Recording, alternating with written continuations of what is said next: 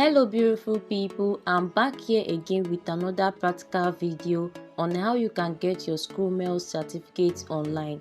This video is going to cover how to download your certificate immediately and also how to track the status of your Scuml application, if it's still pending or if it has been approved or if it has been authorized.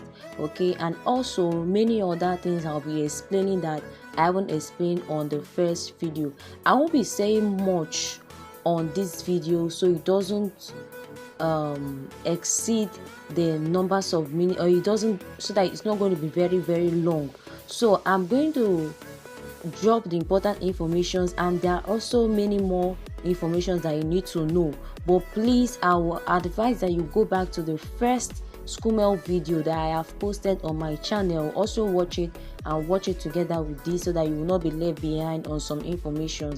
I'll also go to drop the link in the video description so I can just go there and access it immediately. So let's head on to the Scuml website.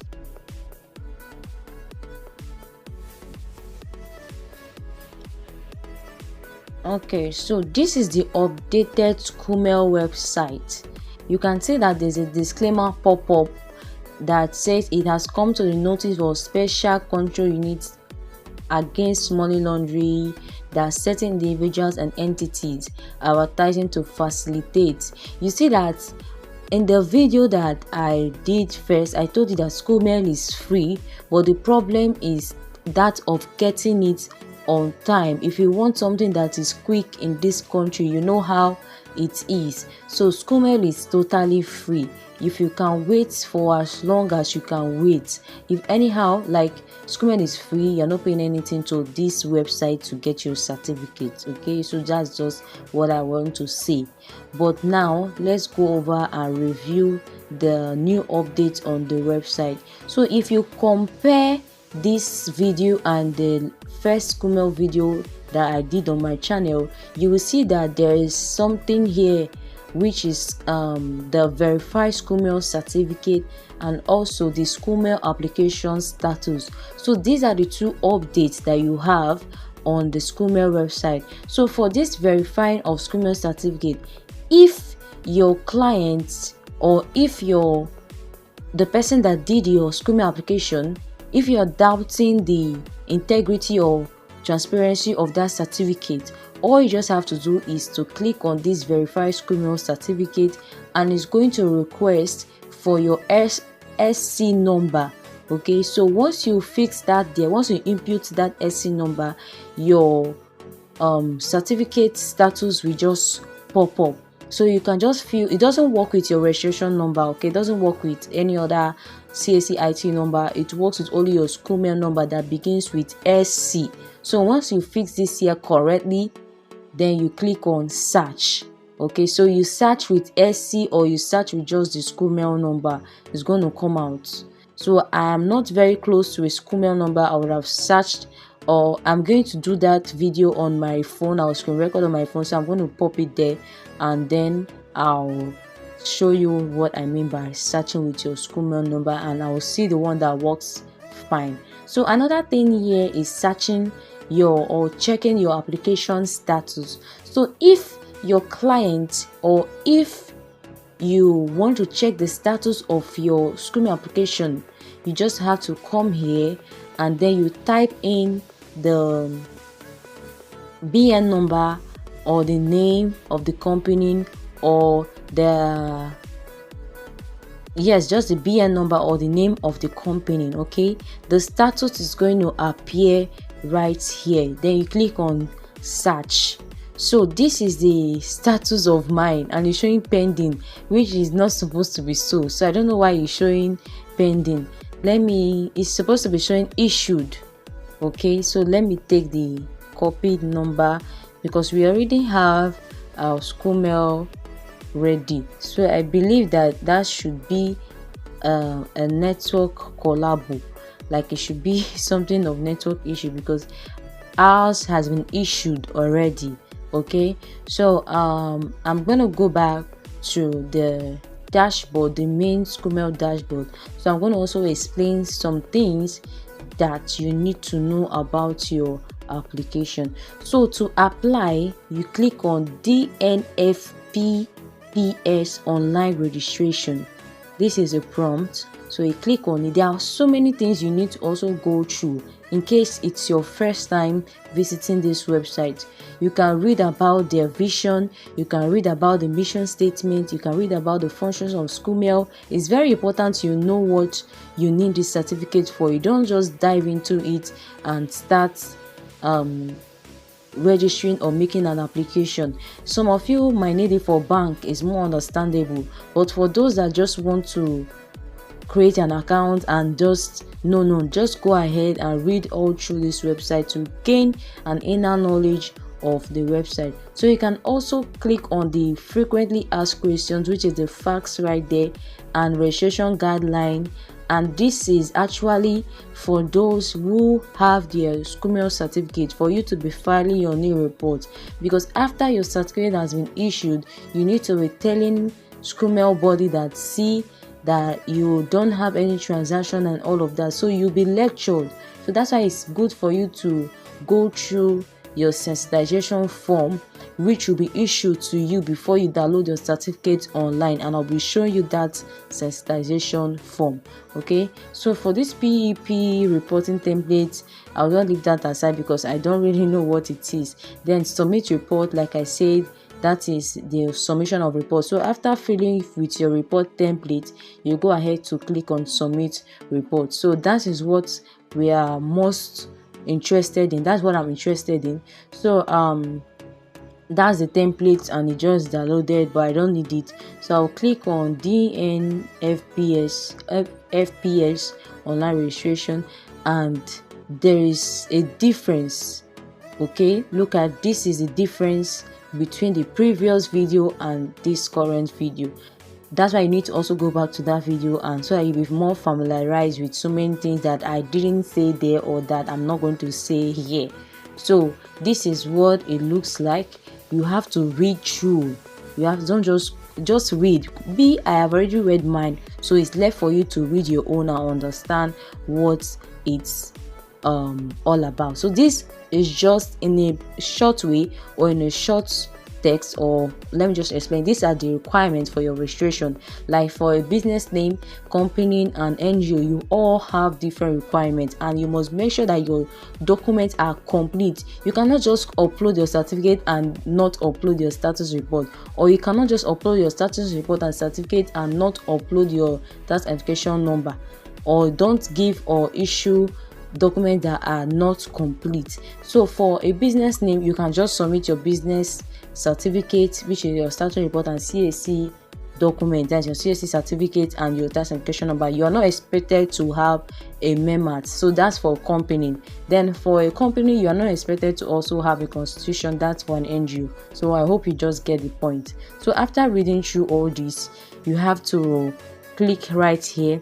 You have to tell them that you have read and you have understood the registration guidelines. Then after that, you click on proceed with registration. Okay, so when you click on that, it's going to take you up to the next page, and you'll be providing all details of the company. And there's another update. In the previous video, I selected the state of collection, but because Scuml can now be downloaded online, there is no pickup collection any longer on the website. So if you scroll through, you won't be seeing pickup collection.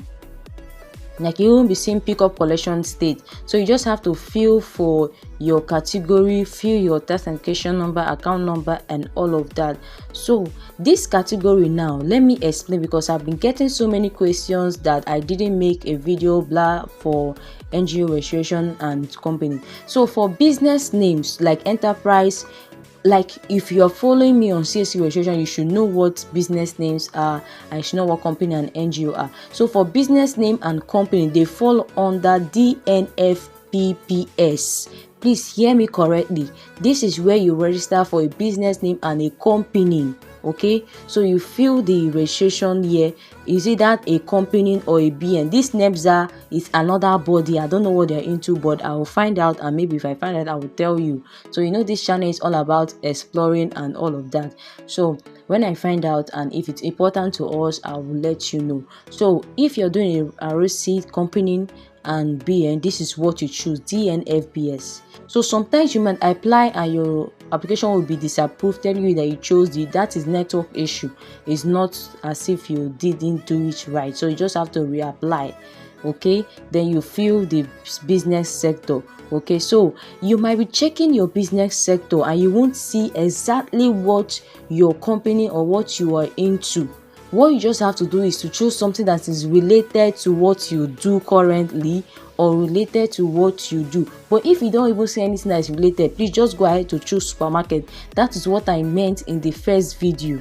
So I'm making it clear now in this video. If you don't see what is related to what you do, please just choose supermarkets. Just choose it like that. Don't go and choose one big name here, because I don't want you to start having issues of them telling you to bring so and so certificate first. For a real estate, if you're applying real estate, you might be asked to provide the real estate proficiency certificate. That is if you are not going through any agent to help you out. So just go ahead and choose supermarkets, or you choose hotels and hospitality, or you choose mechanized farming, or you can choose cars and vehicles. Don't go and choose let me see that thing that is precious stone and metals, when you know that you are not even related to that line of business and you're not even doing it. So that is what you should choose. So you can choose supermarket. That's what I was explaining, or that is what I want. That's what I meant in the first video. Then for your main business objective, this is where you now fill or input the correct details, that the main objectives of your company or your business thing. Then your incorporation number, you fill that right here. So for the registered name, there are some times that you'll be filling your registered name and maybe you have this hyphen, or maybe you have full stop or something, and it's going to tell you that it's not able to search your name.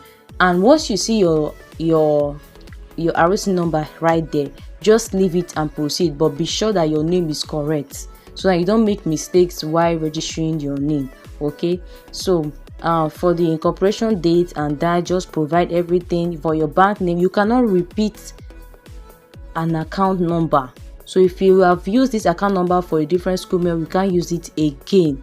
Okay, then for this, I've been getting information that should I use my own email or should I use my client's email. So you can use your client's email for this organization email right here. You can use your client email, but for this email, this is the email, this email right here, this email box right here, this is where the password will be coming into. So maybe you can use your email there, but in the process of the registration or the full registration, you can provide your direct the client's mail.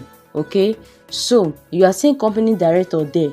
That director can serve as a proprietor, because remember that I said that you can choose either BN, that it depends on what you are applying for. So don't let this company's director confuse you. So you can use your email or your client. Maybe your client did not pay you complete money to help facilitate the job or to help apply the job. Maybe you can use your mail. Maybe you want to be the one to be tracking it. Then throughout the process, you have to use your mail, because when the certificate is approved, the client will also receive the sensitization mail that will also enable him to get the certificate, and also you'll be messaged the password.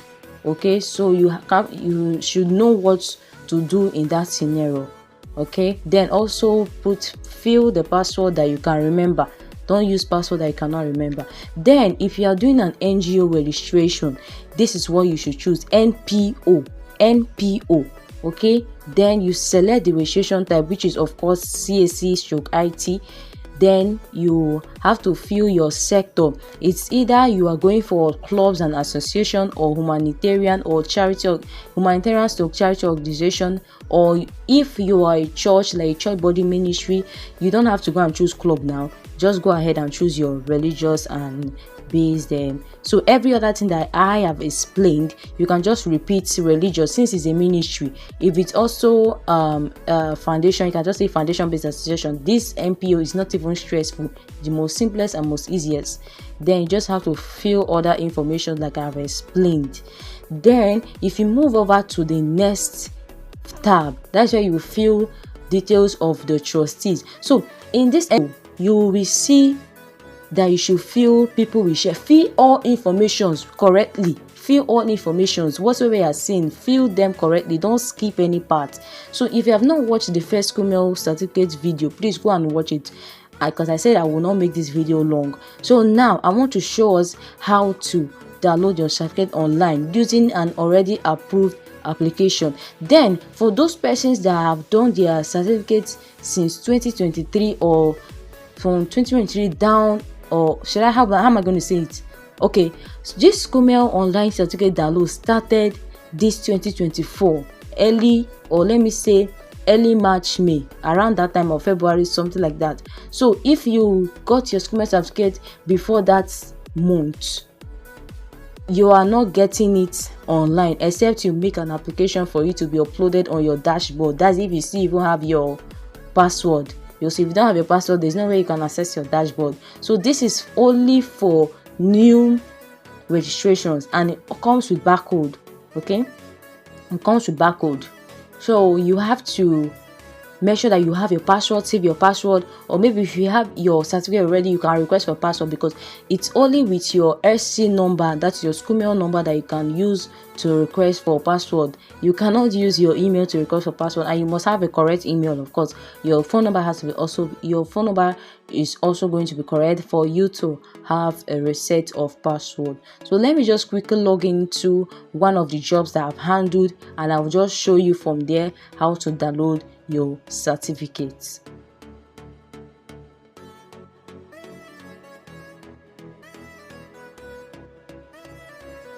This is what the dashboard looks like when you log into your account.